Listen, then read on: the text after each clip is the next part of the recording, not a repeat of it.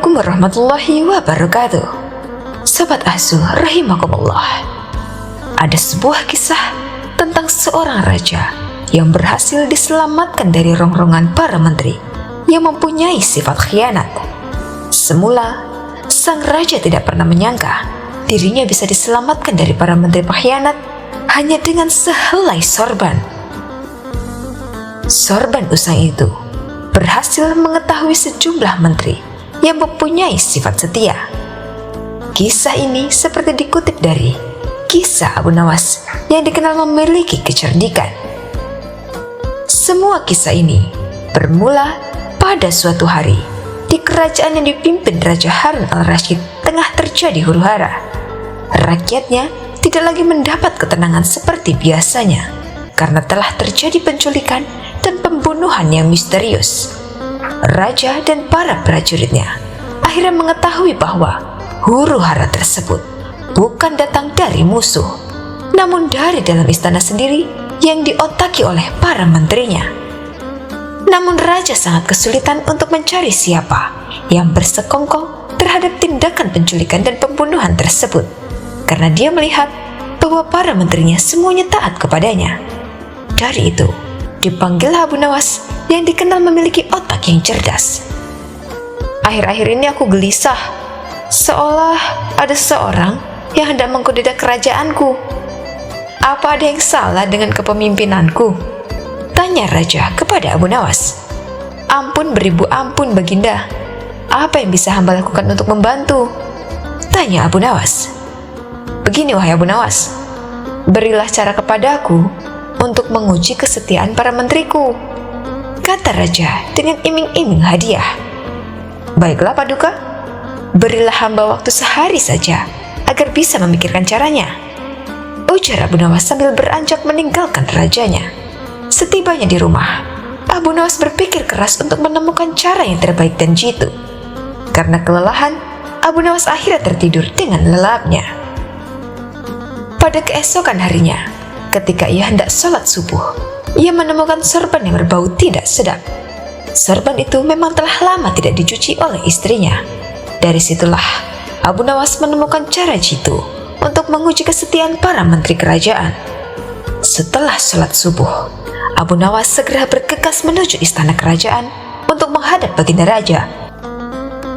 Abu Nawas meminta Baginda Raja untuk bersandiwara seolah telah memiliki sorban yang sakti. Raja Harun setuju dan melakukan apa yang telah diperintahkan Abu Nawas. Setelah itu, maka dikumpulkanlah kelima menterinya untuk menghadap. Di hadapan para menteri itu, Raja mengatakan bahwa ia telah mendapat hadiah berupa sorban sakti, hasil pemberian dari kerajaan lain. Dan salah satu kesaktian sorban itu adalah bisa menentukan masa depan kerajaan di masa yang akan datang. Wahai para menteriku, bantulah aku untuk menentukan masa depan negeri ini, titah Baginda Raja. Bagaimana caranya wahai Baginda? Tanya salah seorang menteri. Masing-masing dari kalian, coba ciumlah sorban hadiah ini secara bergantian. Apabila berbau wangi, maka kerajaan ini akan abadi. Namun bila baunya busuk, maka kerajaan ini tidak akan lama lagi segera runtuh. Jelas Baginda Raja. Sesuai dengan perintah raja, para menteri satu persatu memasuki ruangan untuk mencium sorban sakti tersebut. Setelah semuanya telah mendapat giliran, maka dikumpulkanlah lagi menteri-menterinya. Bagaimana baunya? Tanya Baginda Raja. Sorban ini baunya sangat harum. Niscaya kerajaan ini akan abadi Baginda, jawab menteri pertama. Menteri kedua dan menteri ketiga menjawab sama dengan menteri pertama. Intinya adalah mereka berusaha untuk membuat rajanya senang. Giliran menteri keempat dan kelima angkat bicara. Di luar dugaan, menteri keempat dan kelima ini mengatakan bahwa sorban sakti tersebut baunya sangat busuk dan menyengat hidung.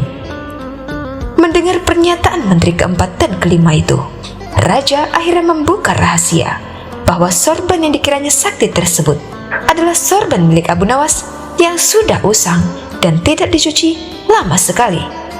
Bergetarlah badan dari menteri pertama, kedua, dan ketiga. Kini aku tahu siapa di antara kalian yang telah berkhianat kepadaku. Kalian telah terbukti berbohong dan kalian pantas untuk masuk penjara," ujar baginda raja. Menteri pertama, kedua, dan ketiga segera ditangkap dan dimasukkan ke dalam penjara. Kepada menteri keempat dan kelima, baginda Raja Harun memberikan hadiah karena kesetiaan yang telah diberikan. Tak lupa juga, Abu Nawas mendapat bagian hadiah yang telah dijanjikan oleh baginda raja.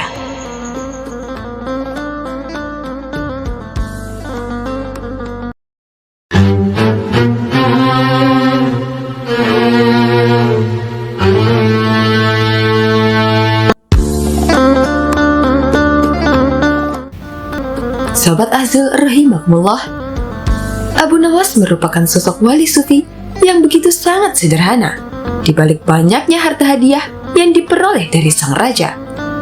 Abu Nawas sang wali sufi bahkan memiliki sebuah kebun yang cukup luas. Hasil panen yang lumayan banyak bisa membuatnya menjadi kaya. Namun hal tersebut tidak membuat kehidupan Abu Nawas sang wali sufi menjadi mewah. Abu Nawas tetap menjadi pribadi yang sangat sederhana. Terbukti bahwa Abu Nawas sang wali sufi tidak pernah memperlihatkan kekayaan harta, termasuk tanahnya yang luas itu. Abu Nawas sang wali sufi justru memanfaatkan hasil perkebunan tersebut untuk membantu orang-orang miskin di sekitarnya. Kesederhanaan Abu Nawas sang wali sufi juga terlihat dari segi rumah yang dimiliki bersama keluarganya. Di rumah tersebut tidak ada barang-barang berharga dan mewah yang terlihat di rumahnya. Akan tetapi, hal tersebut tak membuat rumahnya aman dari aksi kejahatan. Kisah ini berawal pada suatu saat ada seorang pencuri yang masuk ke rumah Abu Nawas secara diam-diam. Pencuri itu masuk ke rumah Abu Nawas melalui jendela belakang rumahnya. Beruntungnya, kala itu Abu Nawas sedang berada di dalam rumah. Saat melihat si pencuri itu, Abu Nawas pun kaget. Kemudian ia malah bersembunyi secara diam-diam agar si pencuri itu tidak mengetahuinya. Abu Nawas terus mengawasi pencuri itu yang sudah mulai memasuki ruang tengah rumahnya.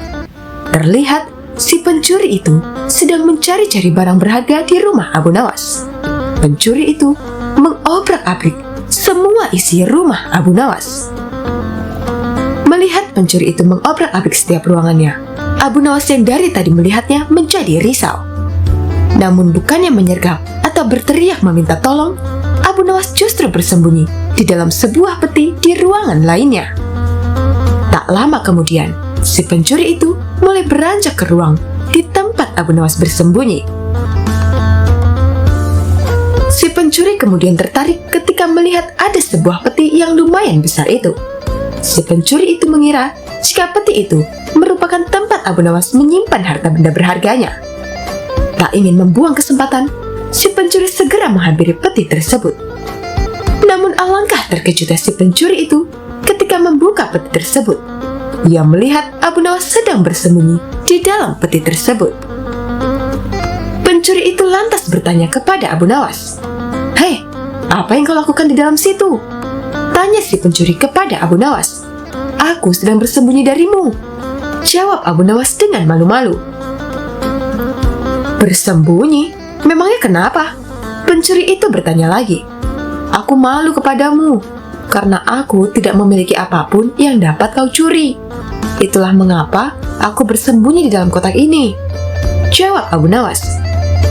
Mendengar jawaban Abu Nawas, si pencuri itu pun langsung pergi meninggalkan rumah Abu Nawas dengan tangan kosong. Ia sangat kecewa dan juga keheranan. Mengapa Abu Nawas yang sering diberi hadiah oleh baginda raja dan memiliki kebun yang luas, ladang yang luas, tidak memiliki barang berharga di rumahnya? Kemudian pencuri itu akhirnya menyadari kalau Abu Nawas memang orang yang benar-benar sangat sederhana dan suka membantu orang. Karena itulah Abu Nawas tidak suka menumpuk dan memamerkan harta yang dimilikinya. Abu Nawas sang wali sufi lebih memilih menyedekahkan hartanya kepada orang-orang miskin yang ada di sekitar rumahnya. Wallahu a'lam bishawab.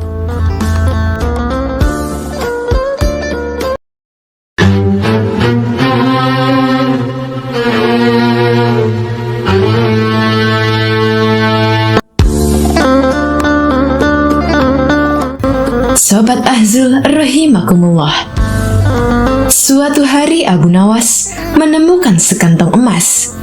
Lalu suatu ketika, negerinya sedang mengalami masa paceklik.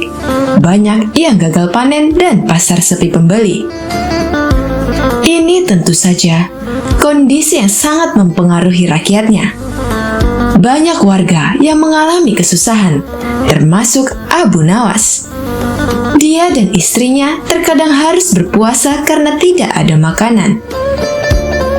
Suatu ketika Abu Nawas berjalan-jalan di pasar untuk menghilangkan rasa jenuhnya dan tiba-tiba menemukan kantong hitam berisi uang dan langsung ditanam di dalam tanah. Abu Nawas merenung sepanjang malam. Pikirannya bertanya-tanya, apakah uang di dalamnya akan diambil atau tidak? Hatinya berpikir untuk mengambilnya karena keluarganya sedang mengalami kelaparan. Namun Abu Nawas teringat bahwa memakan harta haram bisa mendapat siksa kubur di dunia dan akhirat. Akan tetapi, dirinya juga teringat hadis Nabi yang mengatakan, Allah Subhanahu wa Ta'ala memberimu hadiah tanpa kamu minta, maka terimalah hadiah itu, jangan kamu tolak. Kemudian infakkanlah. Ketika mengingat hadis tersebut, Abu Nawas berkata kepada dirinya sendiri, sungguhkah ini hadiah dari Allah Subhanahu wa Ta'ala? Dan hadiah itu bagi orang yang menemukan uang tersebut. Namun hal itu tidak menjadikan Abu Nawas membuka kantong temuannya dan masih menunggu barangkali pemiliknya akan datang. Hari pun berlalu dan ketika Abu Nawas kembali berjalan-jalan di pasar, ia mendengar seorang saudagar laki-laki kaya sedang mengumumkan bahwa kantongnya hilang. Wahai para penduduk negeri, barang siapa yang menemukan kantong hitam berisi uang 1000 dinar, maka kembalikanlah dengan jaminan dari Allah Subhanahu wa Ta'ala, ucap saudagar kaya itu. Mendengar hal tersebut, Abu Nawas langsung mendekati saudagar itu. Wahai Tuan, negeri kami sedang mengalami masa paceklik. Banyak di antara kami yang hidup miskin. Seumpama uang Anda ditemukan oleh orang yang mengalami kesusahan, maukah Tuan memberikan sedikit uang secara halal? Ucap Abu Nawas. Berapa yang diinginkannya? Tanya saudagar kaya itu. 1/10-nya, Tuan. Jawab Abu Nawas. Aku tidak akan memberikannya sedikit pun.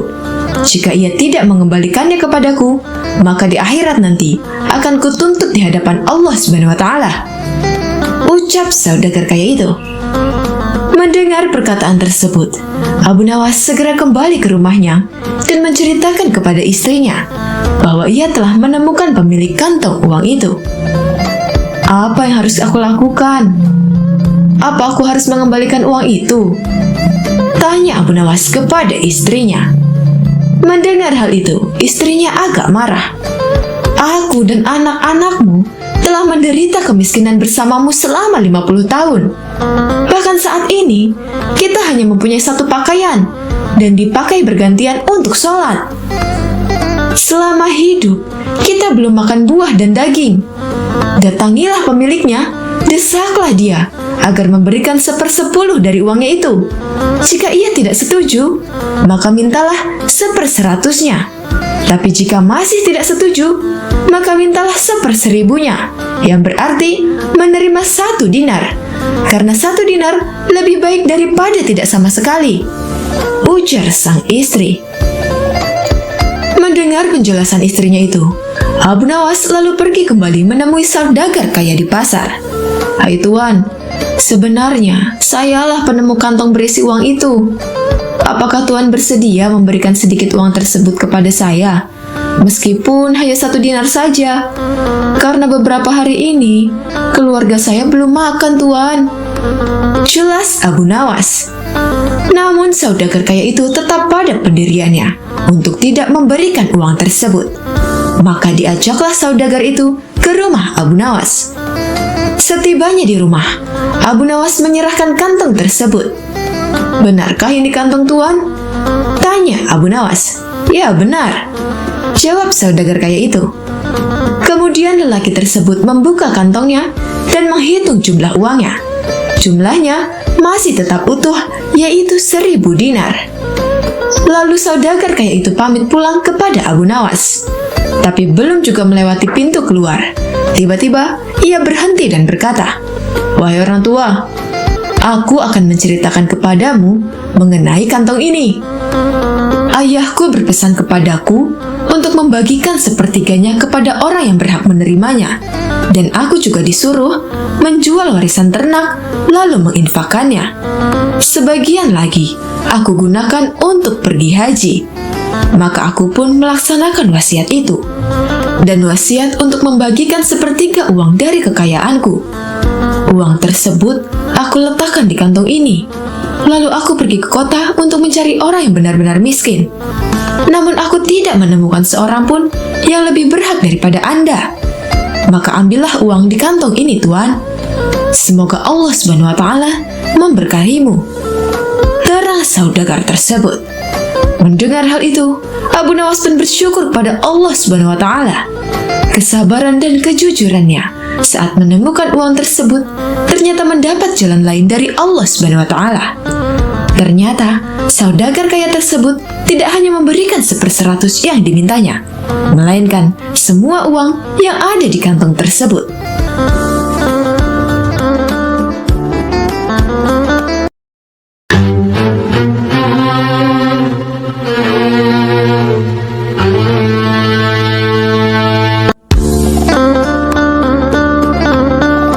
Sobat Azul rahimakumullah.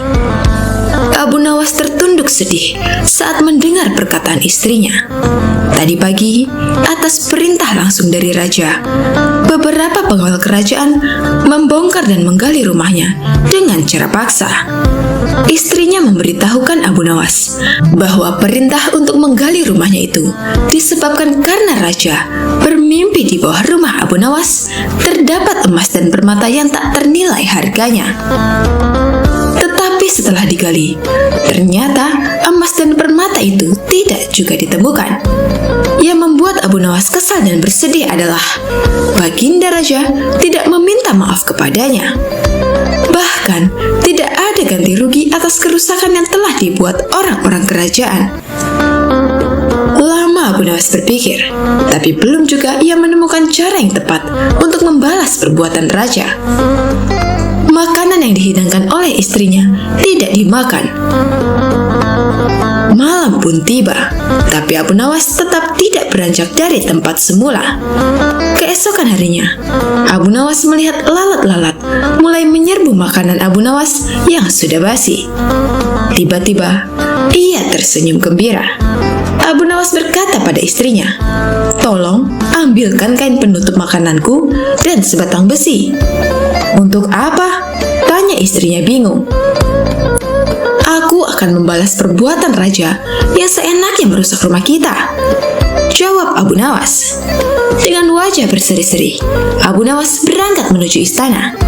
Tiba di istana, Abu Nawas memberi salam hormat dan berkata kepada raja, "Maaf Baginda, aku menemuimu untuk mengadukan perlakuan tamu-tamu yang tak diundang. Mereka memasuki rumahku tanpa izin dan berani memakan makananku." "Siapakah tamu yang tak diundang itu, wahai Abu Nawas?" tanya sang raja. "Lalat-lalat ini, Baginda," kata Abu Nawas sambil membuka penutup piringnya. "Kalau bukan kepadamu, kepada siapa lagi aku harus mengadukan ketidakadilan ini?" lanjut Abu Nawas. "Keadilan seperti apa yang kamu inginkan dariku?" tanya Baginda Raja. "Aku hanya ingin mendapatkan izin tertulis dari Baginda untuk bisa menghukum lalat-lalat ini," jawab Abu Nawas. Meskipun terdengar aneh, tapi Baginda tidak bisa menolak permintaan Abu Nawas. Karena saat itu para menteri sedang berkumpul di istana. Baginda Raja merasa malu jika menolak permintaan rakyatnya. Dengan terpaksa, Raja akhirnya membuat surat izin yang isinya memperbolehkan Abu Nawas untuk memukul lalat-lalat itu dimanapun mereka hinggap. Tanpa menunda-nunda lagi, Abu Nawas segera mengusir lalat-lalat dari piringnya. Lalat-lalat itu terbang dan hinggap di sana dan sini. Dengan tongkat besi yang sudah sejak tadi dibawanya, Abu Nawas mulai mengejar dan memukul lalat-lalat itu. Seekor lalat hinggap di kaca. Abu Nawas pun memukul kaca itu hingga pecah. Begitupun dengan lalat-lalat lain yang menempel di vas bunga dan patung hias. Abu Nawas memukulkan tongkat besinya ke segala arah, sehingga sebagian perabotan istana pun menjadi hancur. Bahkan, Abu Nawas nekat memukul lalat yang kebetulan hinggap di guci sang raja. Sang raja pun tak bisa berbuat apa-apa kecuali menyadari kesalahannya karena telah merusak rumah Abu Nawas. Setelah merasa puas, Abu Nawas pun pamit pulang. Kini, barang-barang kesayangan Baginda Raja telah hancur lebur. Bukan itu saja, Raja juga merasa malu. Ia sadar betapa kelirunya berbuat semena-mena kepada Abu Nawas.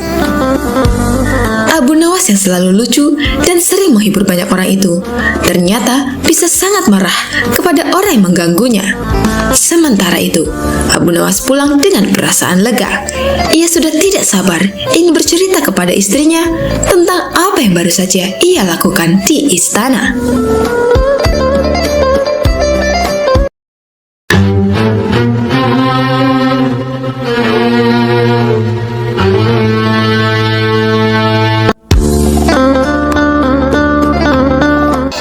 Sobat Azul rahimakumullah. Suatu hari, Abu Nawas berjalan melewati pasar dan melihat penjual kue yang memajang dagangannya. Aroma kue yang menggoda tersebut membuat Abu Nawas ingin mencicipinya. Namun, ia tidak memiliki uang sama sekali. Abu Nawas pun memutar otaknya. Dengan langkah penuh percaya diri, ia berdiri di dekat penjual kue tersebut. Kemudian ia mengangkat kedua tangannya ke langit dan mulai berdoa dengan suara lantang. Ya Allah, berikanlah aku rezeki hari ini. Kalau tidak, ambillah saja rezeki penjual kue ini dan limpahkan kepadaku. Seru Abu Nawas, membuat orang-orang di sekitar pasar mulai memperhatikannya. Mendengar doa tersebut, penjual kue itu pun terkejut dan mulai merasa takut. Ia khawatir rezekinya benar-benar diambil. Apalagi ucapan Abu Nawas terdengar begitu meyakinkan. Tak ingin mengambil resiko, penjual kue itu segera memberikan beberapa kue kepada Abu Nawas. Wahai Abu Nawas, ambillah ini dan pergilah. Jangan berdoa seperti itu lagi, ujar penjual kue dengan nada cemas. Abu Nawas menerima kue tersebut dengan senyum lebar. Ia kemudian pergi sambil menikmati kue-kue itu dengan santainya, meninggalkan para pedagang dan pembeli di pasar yang tertawa melihat kecerdikannya. Kisah ini menggambarkan sisi humor dari kehidupan Abu Nawas. Ia tidak hanya dikenal sebagai sosok yang bijak, tetapi juga memiliki cara unik untuk menghadapi setiap situasi. Namun di balik kelucuannya, cerita ini memiliki pesan tersirat. Doa adalah sesuatu yang sakral, dan memanfaatkannya dengan cara seperti itu tentu bukan hal yang dianjurkan. Tindakan Abu Nawas tersebut menunjukkan keahliannya dalam membaca situasi dan memanfaatkan peluang. Meski demikian, kisah ini sebaiknya hanya dijadikan hiburan semata, bukan untuk ditiru dalam kehidupan nyata.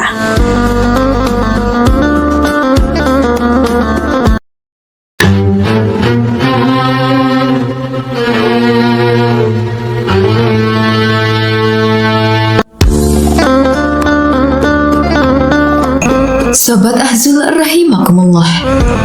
Abu Nawas adalah tokoh sufi yang terkenal pada saat pemerintahan Raja Harun al-Rashid. Selain dikenal sebagai tokoh sufi, Abu Nawas juga dikenal sebagai orang tak pernah kehabisan akal menjawab pertanyaan sang baginda raja. Abu Nawas sendiri adalah orang yang takut pada hewan beruang. Saat itu, Abu Nawas diminta oleh sang raja berburu beruang bersamanya. Padahal sang baginda raja sudah tahu bahwa Abu Nawas sangat takut dengan beruang. Namun pada saat itu, siapa saja yang tidak melaksanakan perintah baginda raja, maka akan mendapatkan hukuman. Abu Nawas pun bingung karena tidak dapat menolak permintaan dari baginda raja. Dalam perjalanan menuju hutan untuk berburu lalu beruang. Tiba-tiba cuaca menjadi mendung. Dengan segera, Baginda pun memanggil Abu Nawas, dan Abu Nawas mendekati Baginda Raja. "Tahukah mengapa engkau aku panggil?" kata sang Baginda Raja. Abu Nawas pun menjawab, tidak mengetahuinya mengapa Baginda Raja memanggilnya. Baginda Raja menjelaskan pada Abu Nawas bahwa cuaca sedang mendung, sebentar lagi akan turun hujan. Namun hutan masih jauh dari tempat rombongan Abu Nawas dan Baginda Raja. Sang Baginda Raja pun menjelaskan bahwa Abu Nawas akan diberikan kuda yang lambat, sedangkan sang raja bersama rombongan yang lain akan diberikan kuda yang cepat. Dan sang Baginda Raja memerintahkan Abu Nawas tetap menjaga pakaiannya agar tetap kering meski hujan turun.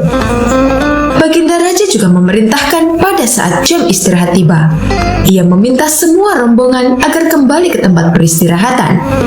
Dengan begitu, semua pasukan berpencar seperti apa yang telah diperintahkan sang Baginda Raja.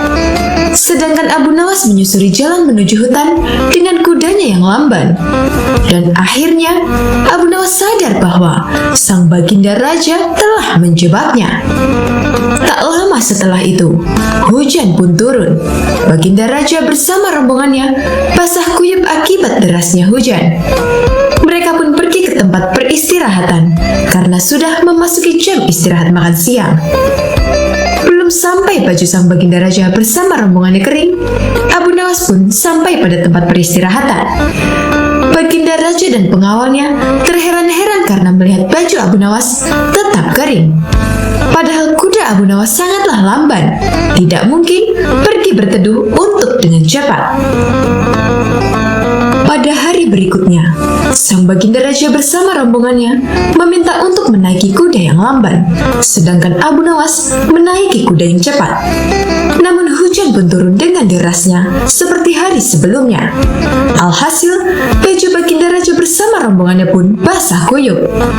Ketika jam makan siang tiba, Baginda melihat Abu Nawas lebih dulu sampai di tempat peristirahatan. Ternyata pakaian Abu Nawas tetap kering meskipun diguyur hujan yang deras. Melihat pakaian Abu Nawas yang tetap kering, Baginda Raja penasaran dan bertanya kepadanya, "Terus teranglah wahai Abu Nawas, bagaimana cara menghindari hujan?" tanya sang Baginda Raja. "Mudah saja Tuanku yang mulia. Hamba sebenarnya tidak menghindari hujan. Namun saat hujan turun, hamba membuka semua pakaian hamba dan melipatnya. Kemudian hamba mendudukinya. Itu yang hamba lakukan sampai hujan berhenti sang Baginda Raja," ujar Abu Nawas. Baginda Raja pun mengakui kecerdikan Abu Nawas. Dan itulah kesekian kalinya Abu Nawas mampu mengecoh Baginda dengan akalnya.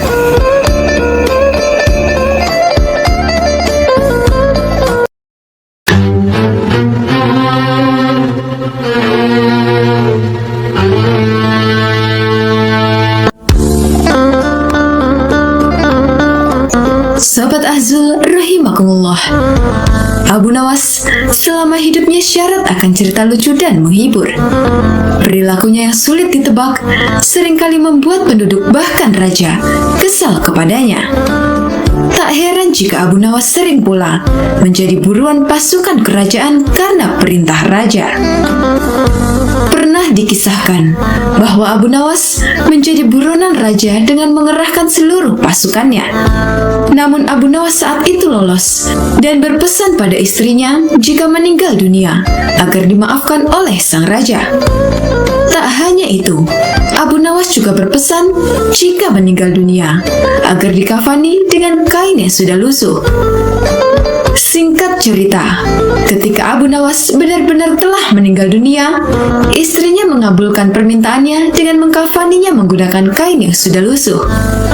Kain kafan yang dipakaikan untuk Abu Nawas merupakan kain lama yang telah berubah warna tidak putih lagi.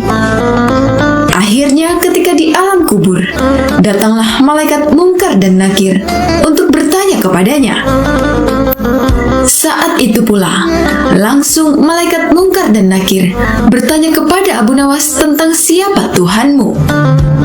Abu Nawas yang tahu akan mendapatkan banyak pertanyaan, coba mengelabui malaikat Mungkar dan Nakir. Dia berkata kepada malaikat Mungkar dan Nakir bahwa dirinya merupakan mayat lama yang tentunya sudah ditanya demikian. Abu Nawas berkata sambil menunjukkan kain kafannya yang sudah lusuh, pertanda dirinya adalah mayat lama. Malaikat pun bingung. Jika melihat kain kafan Abu Nawas, memang sudah seperti mayat lama. Namun anehnya, jika malaikat Mungkar dan Nakir melihat kuburnya, sangat jelas dia merupakan mayat baru karena galian tanahnya masih baru. Akhirnya malaikat Mungkar dan Nakir pun pergi meninggalkan Abu Nawas untuk mencari mayat baru yang lain. Demikianlah kisah lain tentang Abu Nawas yang mengelabui malaikat Mungkar dan Nakir.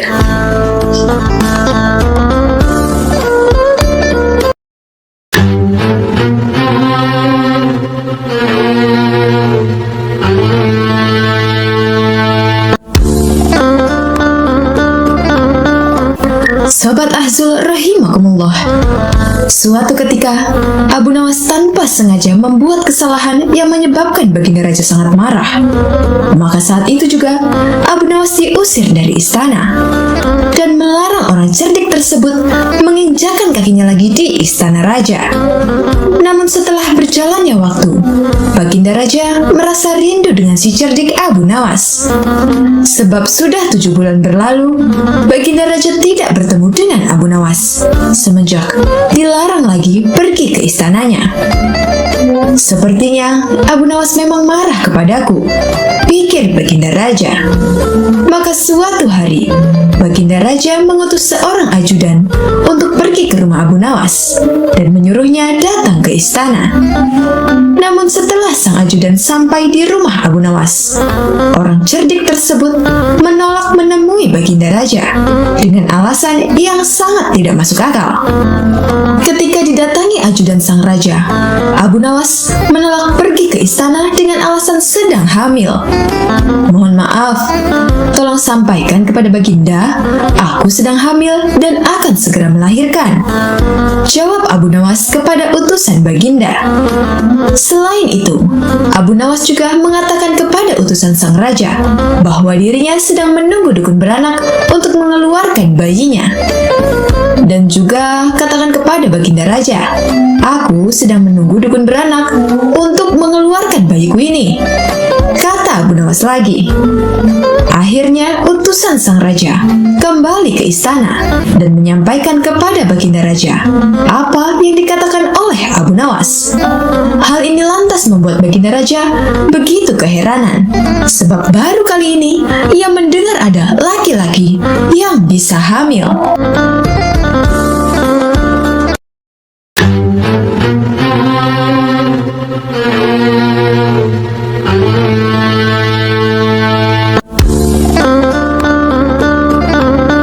Sobat Ahzul rahimakumullah. Berikut ini adalah kisah ketika Abu Nawas diminta untuk menjadi qadhi atau hakim oleh Raja Harun al-Rasyid. Namun Abu Nawas tidak mau diangkat. Akhirnya dia bisa menolak permintaan raja dengan cara yang sangat cerdik. Adapun kisahnya adalah sebagai berikut. Suatu hari, Raja Harun al-Rasyid mengadakan rapat dengan para menterinya untuk mengangkat Abu Nawas menjadi hakim. Apa pendapat kalian mengenai Abu Nawas yang hendak kuangkat menjadi hakim? Kata raja. Melihat keadaan Abu Nawas yang semakin parah otaknya, maka sebaiknya tuanku mengangkat orang lain saja untuk menjadi qadhi, jawab sang menteri. Menteri-menteri yang lain juga mengutarakan pendapat yang sama. Tuanku, Abu Nawas telah menjadi gila. Karena itu, dia tak layak menjadi qadhi. Tambah yang lain. Baiklah, kita tunggu dulu sampai 21 hari. Karena bapaknya kan baru saja mati. Jika tidak sembuh-sembuh, kita mencari qadhi yang lain saja, jawab sang raja. Namun setelah 1 bulan berlalu, Abu Nawas masih dianggap gila. Maka Sultan Harun al-Rasyid mengangkat orang lain menjadi qadhi kerajaan Baghdad. Konon, dalam suatu pertemuan besar, ada seseorang bernama Fulan yang sejak lama berambisi menjadi qadhi. Dia mempengaruhi orang-orang di sekitar baginda untuk menyetujuinya jika ia diangkat menjadi seorang kadi. Maka tatkala ia menunjukkan dirinya menjadi kadi kepada Baginda Raja, maka dengan mudah Baginda pun menyetujuinya. Begitu mendengar Fulan diangkat menjadi kadi, maka Abu Nawas mengucapkan rasa syukur kepada Allah Subhanahu wa Ta'ala. Alhamdulillah, aku telah terlepas dari bala yang mengerikan. Tapi sayang sekali, kenapa harus Fulan yang jadi kadi? Kenapa tidak yang lain saja?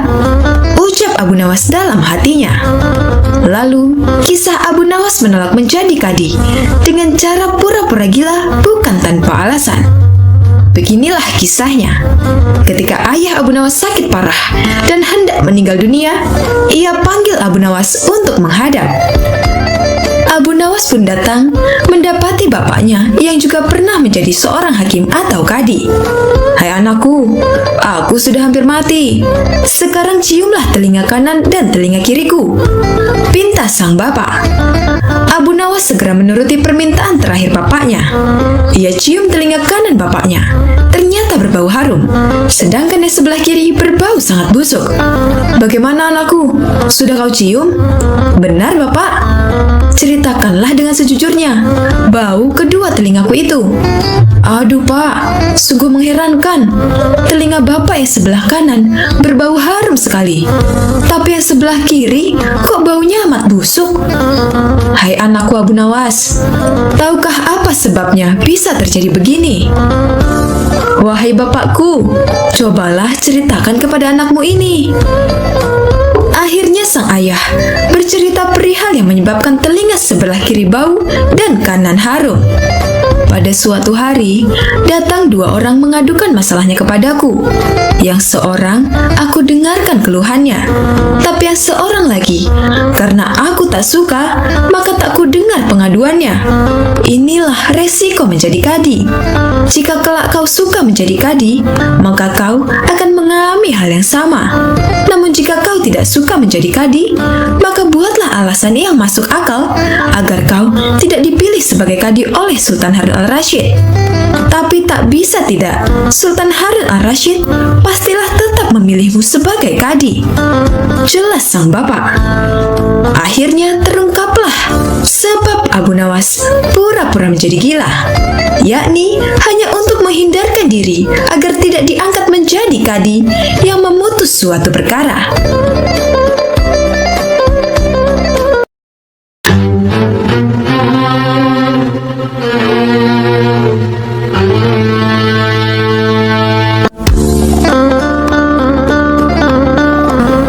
Sobat Ahzul rahimakumullah, Abu Nawas yang kita kenal merupakan tokoh jenaka yang sering membuat raja jengkel. Banyak ide-ide cemerlang yang sering dia keluarkan untuk bisa membuat orang lain, bahkan raja, terkelabuhi. Bahkan tak jarang juga Abu Nawas mampu memecahkan persoalan-persoalan yang dialami oleh Baginda Raja. Dikisahkan bahwa Raja sempat kesal kepada Abu Nawas, namun kebingungan bagaimana caranya agar bisa menghukum Abu Nawas. Akhirnya Raja menemukan ide, yakni jika dengan mencari ulama atau orang pintar untuk menandingi Abu Nawas. Konon, didapatlah ulama tersebut yang kemudian mematahkan ramalan Abu Nawas tentang kematian Raja. Singkat cerita, Raja yang dibantu ulama tersebut menyiapkan segala sesuatu untuk menangkap Abu Nawas.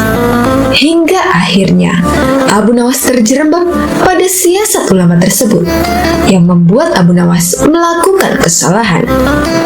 Abu Nawas pun akhirnya ditangkap dan dimasukkan ke dalam sel hukuman untuk dihukum panjung. Sesaat lagi Abu Nawas akan dihukum mati. Sahabat dan orang-orang yang pernah ditolong Abu Nawas merasa bersimpati. Namun derai air mata mereka tidak akan mampu menghentikan hukuman mati pada Abu Nawas.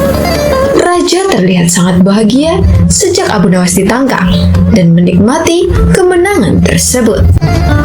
Banyak orang yakin bahwa Abu Nawas akan dihukum panjung. Namun ada satu orang yang tidak yakin bahwa Abu Nawas akan mati di panjung, yakni istri Abu Nawas. Orang-orang was-was menjelang pelaksanaan hukuman itu. Namun Abu Nawas justru tambah tenang. Raja yang melihat Abu Nawas tampak tenang berfirasat bahwa itu hanya tipu daya Abu Nawas saja dan dirinya tak ingin kembali terkecoh. Namun Abu Nawas berkeyakinan selama nyawa masih melekat di badan, maka harapan masih akan menyertai. Dia percaya bahwa Tuhan akan tetap bersamanya. Hal seperti ini yang tidak dimiliki oleh raja. Saat akan dieksekusi mati oleh raja, Abu Nawas diberi satu permintaan terakhir yang bisa didapatkan. Abu Nawas meminta, jika pilihannya salah, maka dia siap dihukum pancung. Namun jika pilihannya benar, maka dia harus dihukum gantung. Sebenarnya raja paham, ini sebuah jebakan dari Abu Nawas. Dengan berhati-hati, raja tetap menuruti keinginan tersebut dan mempersilahkan menyebutkan keinginannya. Dengan berteriak, Abu Nawas berkata dirinya memilih hukum pancung, dan teriakan itu didengar oleh warga yang menyaksikan. Usai berteriak, Abu Nawas berkata pada raja, apakah ada yang salah dengan pilihannya dihukum pancung? Raja paham itu tidak salah dan raja harus memenuhi dengan hukuman gantung, yang artinya mengalihkan teriakan Abu Nawas barusan, di mana Abu Nawas berteriak hukuman pancung. Namun karena itu pilihan tidak salah, maka raja harus menghukum gantung. Lagi-lagi, raja dibuat bingung di hadapan banyak orang oleh Abu Nawas, yang akhirnya raja memilih mengampuni Abu Nawas. Sejak saat itu, raja berkata bahwa Abu Nawas memang orang cerdik dan selalu bisa membuat raja tersenyum.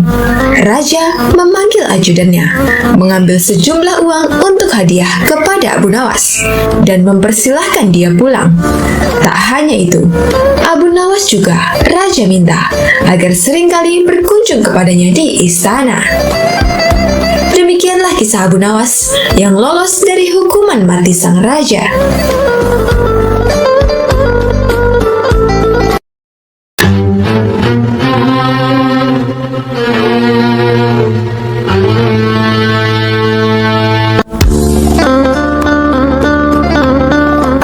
Sobat Azul rahimakumullah, siapa yang tidak kenal sosok penyair ternama dari kalangan bangsa Arab ini?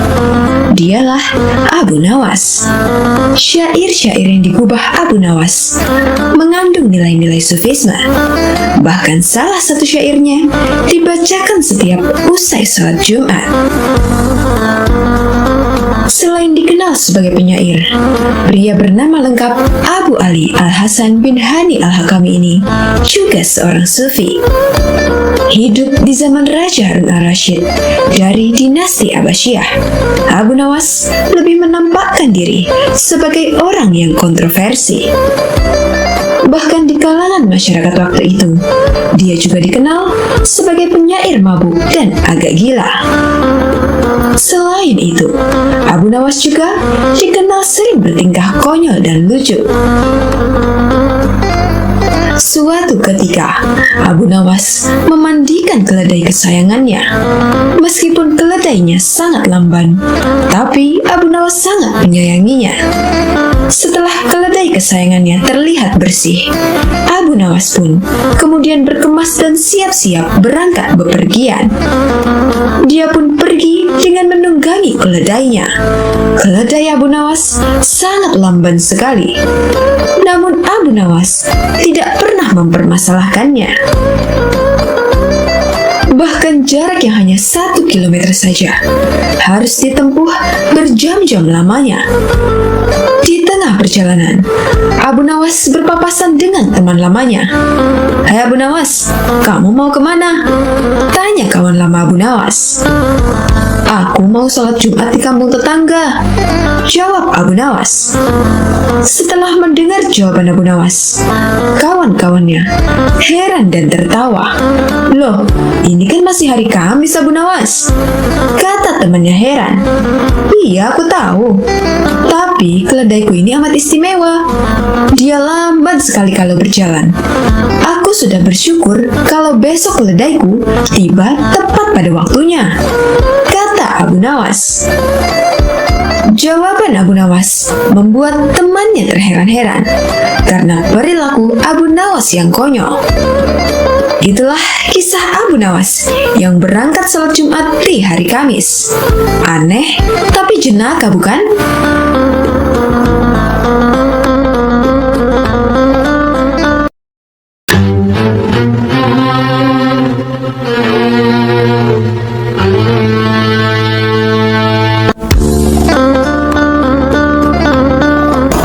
Sobat Asul rahimakumullah, banyak yang mengenal Abu Nawas sebagai orang yang sering bertingkah lucu dan konyol. Kekonyolannya selalu hadir di waktu yang tidak diduga-duga dan selalu berhasil membuat lawannya keheranan. Namun paling sering dikisahkan adalah ketika Abu Nawas berseteru dengan pihak kerajaan. Bahkan raja pun sering dikelabuinya.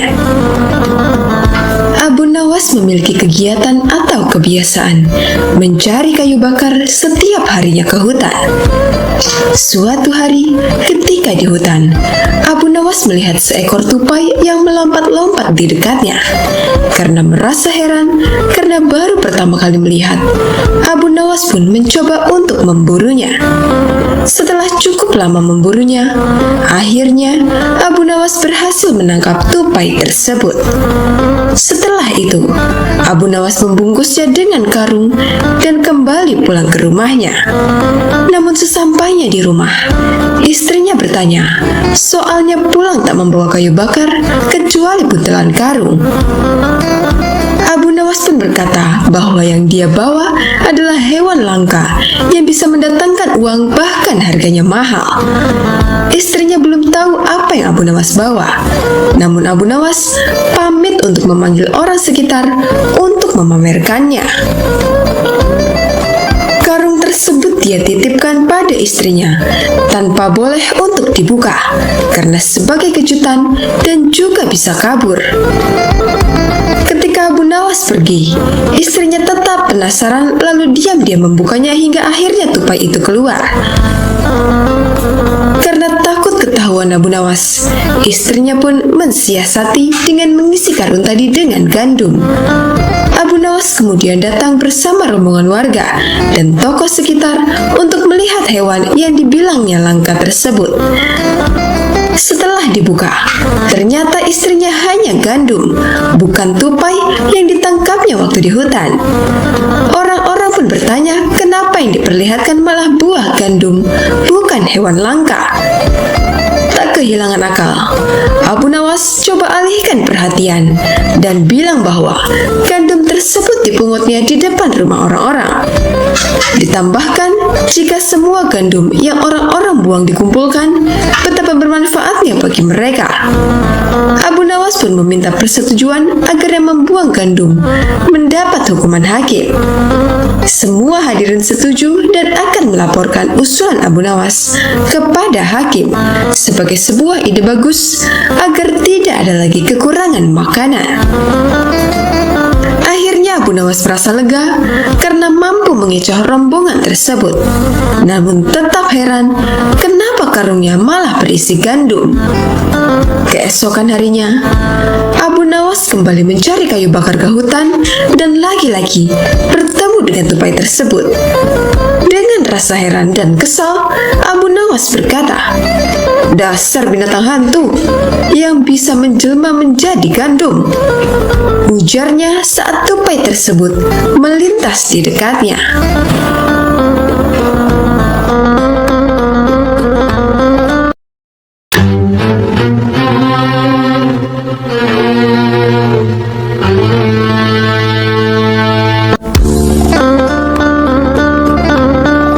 Sobat Asul rahimakumullah, kisah tentang Abu Nawas yang diusir oleh Raja Harun al-Rashid dari Baghdad. Alasannya, Raja bermimpi buruk tentang Abu Nawas, sehingga harus diasingkan dari negaranya. Namun Abu Nawas diperbolehkan kembali pulang kampung, asalkan harus sesuai dengan syarat yang ditetapkan. Padahal, syarat itu sangat mustahil untuk dilakukan. Namun bukan Abu Nawas bila tidak bisa melawan kemustahilan itu. Suatu malam, Baginda Raja Harun al-Rashid mengalami mimpi yang sangat buruk. Akhirnya, Raja memanggil Abu Nawas untuk menjelaskan tentang mimpi tersebut. Tadi malam, aku bermimpi bertemu dengan seorang laki-laki tua. Ia mengenakan jubah putih dan berkata bahwa negeri ini akan ditimpa bencana bila orang yang bernama Abu Nawas masih tetap tinggal di negeri ini. Ia harus diusir dari negeri ini sebab orang itu membawa kesialan, kata Raja kepada Abu Nawas. Hal itulah yang menyebabkan Abu Nawas diusir dari negeri Baghdad. Abu Nawas tidak berdaya dan tak habis pikir. Dia harus meninggalkan negeri Baghdad hanya karena sebuah mimpi. Abu Nawas, kau boleh kembali ke negeri ini dengan syarat tidak boleh dengan berjalan kaki, berlari, merangkak, melompat-lompat, dan menunggang keledai atau binatang tunggangan lainnya. Jelas sang raja. Akhirnya, Abu Nawas mulai meninggalkan rumah dan istrinya dengan membawa bekal secukupnya. Istri Abu Nawas hanya bisa mengiringi kepergian suaminya dengan derayan air mata. Sudah 2 hari penuh, Abu Nawas mengendarai keledainya. Bekal yang dibawanya sudah mulai menipis. Abu Nawas tidak terlalu meresapi pengusiran dirinya dengan kesedihan yang terlalu mendalam. Sebaliknya, Abu Nawas merasa bertambah yakin bahwa Tuhan yang Maha Perkasa akan segera menolongnya keluar dari kesulitan yang sedang melilit pikirannya. Bukankah tiada seorang teman pun yang lebih baik daripada Allah Subhanahu wa Ta'ala dalam saat-saat seperti itu? Setelah beberapa hari Abu Nawas berada di negeri orang, ia mulai diserang rasa rindu yang menyayat-nyayat hatinya. Rasa rindu itu semakin lama semakin menderu-deru, seperti dinginnya Zamharir. Sulit untuk dibendung. Memang, tak ada jalan keluar yang lebih baik daripada berpikir. Tetapi dengan akal apakah ia harus melepaskan diri? Begitu tanya Abu Nawas dalam hati. Apakah aku akan meminta bantuan orang lain dengan cara menggendongku dari negeri ini sampai istana Baginda? Tidak. Tidak akan ada seorang pun yang sanggup melakukannya. Aku harus bisa menolong diriku sendiri tanpa melibatkan orang lain. Pada hari ke-19, Abu Nawas menemui cara lain yang tidak termasuk larangan Baginda Raja Harun al-Rashid. Setelah segala sesuatunya dipersiapkan, Abu Nawas berangkat menuju ke negerinya sendiri. Perasaan rindu dan senang menggumpal menjadi satu. Kerinduan yang selama ini melecut-lecut semakin menggila karena Abu Nawas tahu sudah semakin dekat dengan kampung halaman. Mengetahui Abu Nawas bisa pulang kembali, penduduk negeri sangat gembira. Kabar dan desas-desus tentang kembalinya Abu Nawas segera menyebar secepat bau semerbak bunga yang menyerbu hidung. Kabar kepulangan Abu Nawas juga sampai ke telinga Baginda Raja. Baginda juga merasa gembira mendengar berita itu, tetapi dengan alasan yang sama sekali berbeda. Rakyat gembira melihat Abu Nawas pulang kembali karena mereka mencintainya. Sedangkan Baginda Raja gembira mendengar Abu Nawas pulang kembali karena beliau merasa yakin kali ini pasti Abu Nawas tidak akan bisa mengelak dari hukumannya. Namun Baginda amat kecewa dan merasa terpukul melihat cara Abu Nawas pulang ke negerinya. Baginda sama sekali tidak pernah membayangkan kalau Abu Nawas ternyata bergelayut di bawah perut keledai. Sehingga Abu Nawas terlepas dari sanksi hukuman yang akan dijatuhkan kepadanya, karena memang tidak bisa dikatakan telah melanggar larangan Baginda Raja.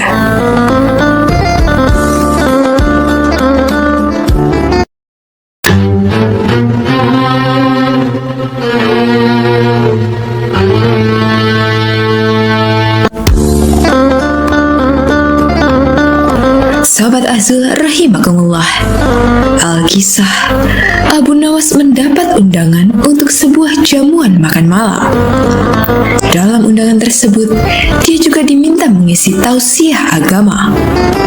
Abu Nawas pun datang pada jamuan makan malam itu untuk menghormati tuan rumah. Namun karena datang lebih awal, Abu Nawas mendapat tempat duduk di paling depan. Duduk di kursi itu seakan-akan Abu Nawas menjadi orang terhormat. Beberapa saat kemudian, para undangan mulai berdatangan dan disusul oleh pejabat kerajaan yang terkejut karena di kursi bagian depan diduduki oleh Abu Nawas. Mendapati hal tersebut, si pejabat langsung protes dengan keras kepada panitia makan malam. Kenapa saya, pejabat kerajaan yang terhormat, mendapat tempat duduk di belakang dan justru Abu Nawas ada di depan? Protes pejabat itu. Pertanyaan Bapak harusnya langsung kepada Abu Nawas, ujar panitia tersebut. Pejabat itu berjalan ke depan menghampiri Abu Nawas dan berbisik bahwa yang pantas duduk di kursi itu adalah dirinya, pejabat kerajaan. Wahai Abu Nawas, engkau tidak pantas duduk di kursi depan, karena yang pantas adalah diriku, pejabat kerajaan. Mendapat teguran sombong, Abu Nawas mulai bicara, dan kemudian terjadilah perdebatan yang menghebohkan orang yang hadir di jamuan makan malam tersebut. Saudara pejabat yang terhormat, Anda tidaklah lebih baik dari seorang pesulap, kata Abu Nawas. Wah, tidak bisa begitu. Saya adalah pejabat kerajaan, bukan pesulap, cetus si pejabat tegang. Sekalipun saya pesulap, ketika naik panggung, saya bisa bertindak sesuai janji. Saat saya berjanji mengubah sapu tangan menjadi kelinci, maka bim salah bim, sapu tangan itu benar-benar berubah menjadi kelinci, ujar Abu Nawas.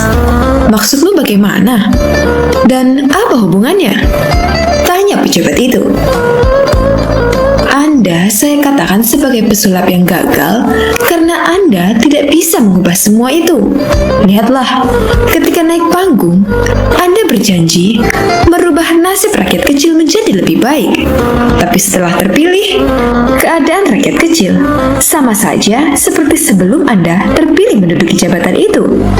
Terang Abu Nawas. Mendapat pernyataan demikian, pejabat itu terdiam dan merasa malu. Nah, kalau begitu, mana yang lebih baik dan lebih pantas duduk di kursi paling depan? Tanya Abu Nawas.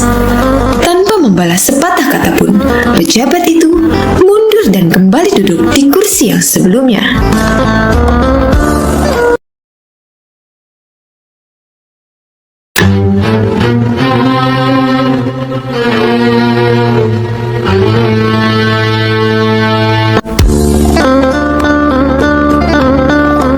Sobat Azul rahimakumullah, Abu Nawas bertemu 3 orang cerdik. Ketika itu, ada 3 orang yang dikenal pintar dan cerdik, juga suka menantang orang-orang yang setara dengannya. Mereka pun gemar berkeliling ke banyak negeri. Ketika itu, 3 orang cerdik tersebut memasuki kampung Abu Nawas. Kemudian penduduk setempat berusaha menghalangi 3 orang itu, namun tidak tahu harus bagaimana lagi. Akhirnya, penduduk setempat melaporkannya kepada Abu Nawas, karena mereka yakin Abu Nawas bisa menandinginya. Kemudian Abu Nawas pun setuju. Dengan senang hati, ia akan mengadu kepintaran dengan 3 orang yang dikenal cerdik tersebut. Saat itu, mereka adu kepintaran di sebuah lapangan, sehingga masyarakat bisa menontonnya. Satu dari 3 orang cerdik tersebut bertanya kepada Abu Nawas, "Di mana sebenarnya pusat bumi ini, wahai Abu Nawas yang bodoh?" Disebut bodoh, Abu Nawas ternyata tidak marah, justru membalasnya dengan senyuman. Lalu ia menjawabnya dengan nada santai, "Tentu itu mudah. Pusat bumi ada di bawah kakiku. Namun ketiga orang cerdik itu tidak terima dengan jawaban Abu Nawas. Orang pertama yang bertanya kepada Abu Nawas hanya terdiam setelah mendengar jawabannya. Selanjutnya orang kedua pun bertanya, berapakah jumlah bintang yang ada di langit? Ternyata pertanyaan itu hampir sama dengan yang pertama, dan sudah dipastikan Abu Nawas bisa menjawabnya dengan sangat mudah. Abu Nawas pun menjawab, jumlah bintang-bintang yang ada di langit sama dengan jumlah bulu keledaiku ini. Kalau tidak percaya, silakan Anda hitung saja bulu keledaiku ini. Pasti Anda akan tahu kebenarannya. Kesal dengan jawaban Abu Nawas, orang ketiga dari kawanan itu lalu mengajukan pertanyaan kepada Abu Nawas. Anda tahu bulu keledai? Coba, berapa jumlah bulu yang ada di keledai itu? Tanya orang ketiga tersebut. Abu Nawas hanya tertawa meledek. Ia menganggap pertanyaan dari ketiga orang ini sangat tidak kreatif, karena semua pertanyaannya sama, yakni menanyakan jumlah. Jumlah bulu ekor keledai ini sama dengan jumlah rambut yang ada di jenggot Anda. Kalau Anda tidak percaya, silakan cabut satu persatu, ucap Abu Nawas. Sadar jika bulu jenggot dicabut satu persatu itu akan sakit, maka orang ketiga itu langsung terdiam dengan jawaban Abu Nawas. Ingin membalasnya, tapi tidak tahu apa yang harus ditanyakan lagi, karena ternyata Abu Nawas lebih cerdik dari dirinya.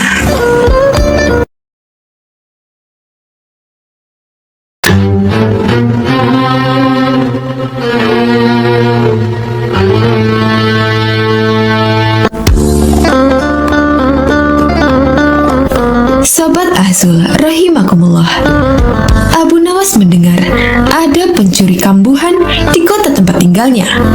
Pencuri itu sebenarnya sering tertangkap oleh warga, tapi tidak pernah jera atas perbuatannya. Suatu hari, pencuri tersebut beraksi di rumah saudagar kaya raya. Saat menjarah barang-barang berharga, dia kepergok oleh si pemilik rumah. Saudagar tersebut langsung berteriak minta tolong. Ada pencuri, ada pencuri! Teriak saudagar kaya itu. Tapi anehnya, si pencuri tampak terlihat tenang. Dia sama sekali tidak ada niatan kabur. Justru ia menghampiri warga yang tengah mengepungnya.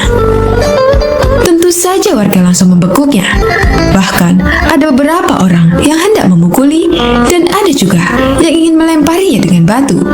Di saat itulah datang menteri istana untuk mengamankan si pencuri. Kalian tidak boleh main hakim sendiri. Jangan sampai ada yang memukul si pencuri, apalagi melempari dia dengan batu, teriak Tuan Menteri kepada para warga.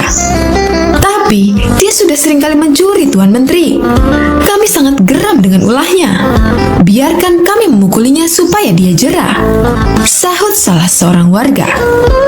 Kita lempari batu saja ke kepalanya biar tidak meresahkan warga, timpal warga yang lain. Melihat emosi warga yang mulai tidak terbendung, Tuan Menteri lalu berkata, kalau ada yang berani menyakiti si pencuri ini, aku tidak segan-segan menghukum kalian. Kalian boleh memukul atau melempar batu ke pencuri ini, tetapi ada syaratnya. Apa itu syaratnya? Kami sudah tidak sabar ingin menghukumnya, tanya para warga penasaran. Syaratnya adalah siapa yang tidak pernah memiliki kesalahan boleh memukul atau melempari batu ke pencuri ini. Jelas Tuan Menteri menjelaskan dengan persyaratan tersebut. Para warga hanya terdiam, sebab mana mungkin ada manusia yang tidak punya salah. Bahkan anak kecil pun pernah melakukan kesalahan. Akhirnya para warga membubarkan diri, sementara si pencuri dibawa oleh Tuan Menteri dengan dalih akan diproses di pengadilan. Tapi kenyataannya, di tengah jalan, si pencuri malah dibebaskan dan disuruh pulang. Usut punya usut, ternyata si pencuri adalah sahabat karib Tuan Menteri. Beberapa hari kemudian, si pencuri kembali beraksi dan setiap kali tertangkap warga, Tuan Menteri selalu datang menolong. Begitulah seterusnya hingga suatu ketika si pencuri menyatroni rumah Abu Nawas. Kebetulan saat itu, Abu Nawas baru saja mendapat hadiah emas dari Baginda Raja. Ketika si pencuri masuk ke rumah dan hendak mengambil emas tersebut, Abu Nawas keburu memergokinya. "Hai pencuri kurang ajar," ucap Abu Nawas. Bukannya kabur, si pencuri malah dengan tenang berjalan keluar meninggalkan Abu Nawas. Hal ini membuat Abu Nawas bertambah emosi. Abu Nawas lantas langsung memukul dan membekuknya. Si pencuri pun berteriak kesakitan. Mendengar ada kegaduhan di rumah Abu Nawas, warga pun segera berdatangan. "Ada apa Abu Nawas?" tanya salah satu warga. "Orang ini hendak mencuri di rumahku," jawab Abu Nawas. "Lagi-lagi dia, seakan tidak ada kapoknya," ucap salah satu warga. "Tidak lama lagi, dia pasti akan dibebaskan oleh Tuan Menteri," ujar warga yang lain. "Kita hukum saja ramai-ramai sebelum Tuan Menteri datang," sahut warga lain. Tetapi sayangnya, niat tersebut tidak terlaksana, sebab Tuan Menteri dan para pengawal segera mendatangi rumah Abu Nawas. Tuan Menteri lalu mengamankan si pencuri dengan melepaskannya dari tangan warga. Si pencuri kini berdiri di samping Tuan Menteri. "Sudah saya peringatkan berkali-kali, kalian tidak boleh main hakim sendiri. Kalau ada yang berani menyakitinya, aku tidak segan-segan menghukum kalian," ancam Tuan Menteri kepada para warga. Tapi bagi siapa saja yang tidak pernah memiliki kesalahan selama hidupnya, boleh memukul atau melempar batu ke pencuri ini. "Ayo, silakan, bila kalian merasa sok suci," bentak Tuan Menteri. Mendengar itu, para warga pun terdiam seketika. Tapi tidak bagi Abu Nawas. Diam-diam, ia mengambil 2 batu besar, lalu dilemparkan ke arah langit secara bersamaan. Saat 2 batu tersebut kembali turun ke bawah, masing-masing mengenai kepala si pencuri dan Tuan Hakim. Sontak si pencuri langsung jatuh pingsan. Dari kepalanya keluar darah bercucuran. Begitu juga dengan Tuan Menteri. Meski tidak pingsan, dia mengalami sakit yang luar biasa. Dari kepalanya hingga bercucuran darah yang cukup banyak. "Kurang ajar, siapa yang berani berbuat lancang melempar batu?" teriak Tuan Menteri penuh emosi. Dikarenakan takut menjadi sasaran amukan Tuan Menteri, orang-orang di sana lalu menunjuk bahwa Abu Nawaslah pelakunya.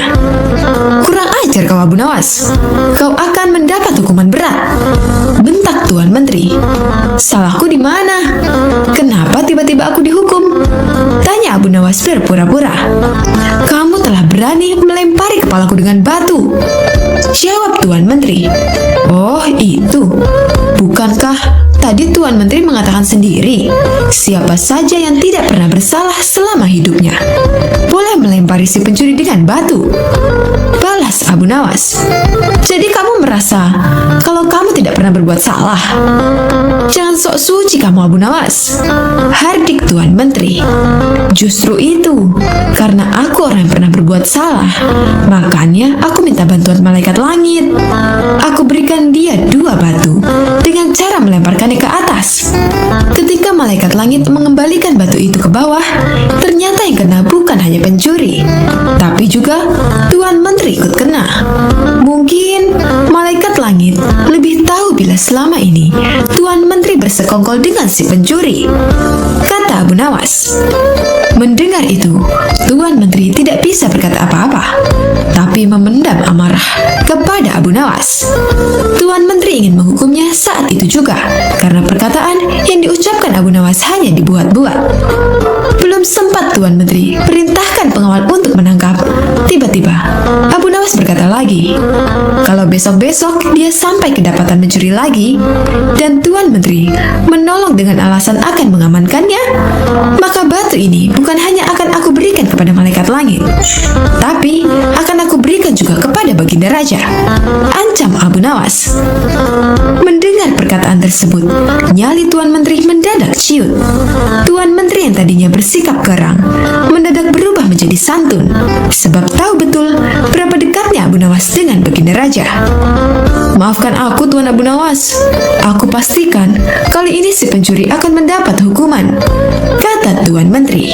Sejak saat itulah, akhirnya si pencuri menjadi jera dan tidak mengulangi perbuatannya karena Tuan Menteri sudah tidak berani melindunginya.